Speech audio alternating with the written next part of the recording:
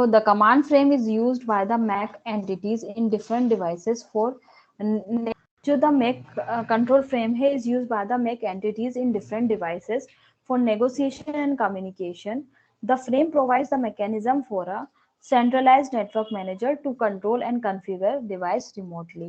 ठीक है, irrespective of the network size and topology. तो command frame हम यहाँ पे use कर रहे हैं इन डिफरेंट डिवाइसेस के अंदर फॉर नेगोशिएशन कम्युनिकेशन के लिए. Typical command includes device association and dissociation request and the notification को जो भी हैंडल करेगा तो ये यहाँ पे आएगा आपका data request, PAN IDs, conflict notification, orphan notification, beacon request, GTS आपका रिक्वेस्ट हो गया, एंड यानी कि गारंटीड जो आपका है alignment, realignment. The MAC command frame format जो है यहाँ पे डी जो पार्ट है इसमें शो किया गया है. तो देखो इस तरीके से यहाँ पे कमांड्स दी हुई हैं. कैसे दी हुई हैं, जैसे फॉर एन एग्जांपल आपका कमांड फ्रेम आइडेंटिफायर है तो ये दिया हुआ है आपका 0x01 है ना. तो ये क्या है आपका ट्रांसमिटेड और रिसीवर. ठीक है, तो ट्रांसमिशन नहीं होगा, ये वाला एसोसिएशन रिक्वेस्ट है ना. तो कमांड नेम्स और उनके करस्पॉन्डिंग जो है डिफाइन करे हुए हैं आइडेंटिफायर्स. ठीक है, जीटीएस रिक्वेस्ट के लिए आप कौन सा यूज करोगे. अब यहाँ पे क्या है, upon receiving a frame the MAC layer entity must process to received frame to determine the action required to handle the frame properly to provide enough time for the MAC layer entity to process the frame. The IEEE 802.15.4 MAC layer standard requires that an in-frame spacing यानी कि IFS जिसे कहते हैं be inserted between two consecutive frames. तो इन्होंने कहा कि भाई एक in-frame spacing है वो insert की जानी चाहिए in between the two आपके जो frames होते हैं.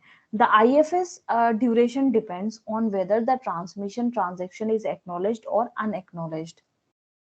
ठीक है, if the transmission is acknowledged, the IFS is inter-frame spacing follows the acknowledgement frame. Furthermore, if the frame length does not exceed the threshold, तो इस केस में क्या होगा, मैक्सिमम आपका IFS frame size, the acknowledgement must be followed by a short IFS period, the duration of which should be least आपका इतना होना चाहिए, मिनिमम ऑफ SIF पीरियड है ना. If the frame length exceed maximum of this size, the acknowledgement must be followed by a long IFS that is called as LIFS. ठीक है, तो यहाँ पे देखो आपका है एक्नोलेजमेंट ट्रांसमिशन हो रहा है और अनएक्नोलेज्ड ट्रांसमिशन हो रहा है. इसमें क्या हो रहा है आपका लॉन्ग फ्रेम है, फिर आपको क्या हो रहा है इसका एक्नोलेजमेंट टाइम हो गया, फिर एक्नोलेजमेंट मिल गया, फिर लॉन्ग IF आपने इसमें दे दिया, फिर शॉर्ट फ्रेम आया तो टी एक्नोलेजमेंट मिल गया, फिर आपका शॉर्ट. मतलब बेसिकली क्या कर रहे हैं कि अगर लॉन्ग फ्रेम आया है तो उसके लिए एक्नोलेजमेंट जाने के बाद एक और बीच में हमने LIF डाल दिया. अगर शॉर्ट फ्रेम आ रहा है तो उसके लिए हम SIF डाल रहे हैं. ठीक है, बस इतना सा है. अब इसमें एक्नोलेज्ड फ्रेम है, अगर अनएक्नोलेज्ड है तो फिर आप एक्नोलेजमेंट भेजोगे क्या, नहीं भेजोगे, डायरेक्ट आप इसके बीच में ये जो दो स्पेसिंग है उसको ऐड कर दोगे. इंटर फ्रेम स्पेसिंग इसे कहते हैं. मतलब एक्नोलेजमेंट के बाद भी एक आपने क्या करा है, एक स्पेस मतलब एक थोड़ा सा और टाइम दे दिया. ठीक है ना, बिफोर द नेक्स्ट ट्रांसमिशन कह सकते हो, बिफोर द नेक्स्ट आप जब भी सेंड करोगे. ठीक है, the minimum of SIFS period is typically 12 symbols long.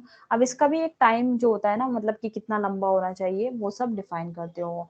while the maximum LIFS period is 14 symbol longs. If the transmission is unacknowledged, the IFS immediately follows the data frame. ठीक है, तो देखो यहाँ पे डेटा फ्रेम को जो है ना आपका IFS वगैरह जो है वो फॉलो कर रहा है. एक मिनट, LIF वगैरह ये जो है ना वो डायरेक्टली अनएक्नोलेजमेंट डायरेक्टली हम उसके बीच में डाल रहे हैं, स्पेसिंग को ठीक है इंक्लूड कर रहे हैं. Depending on whether the size of the frame exceeds or does not exceed a maximum of SIFS frame size threshold, LIFS or SIFS is used. Long frame के लिए आप ये यूज करोगे, शॉर्ट के लिए आप ये यूज करोगे.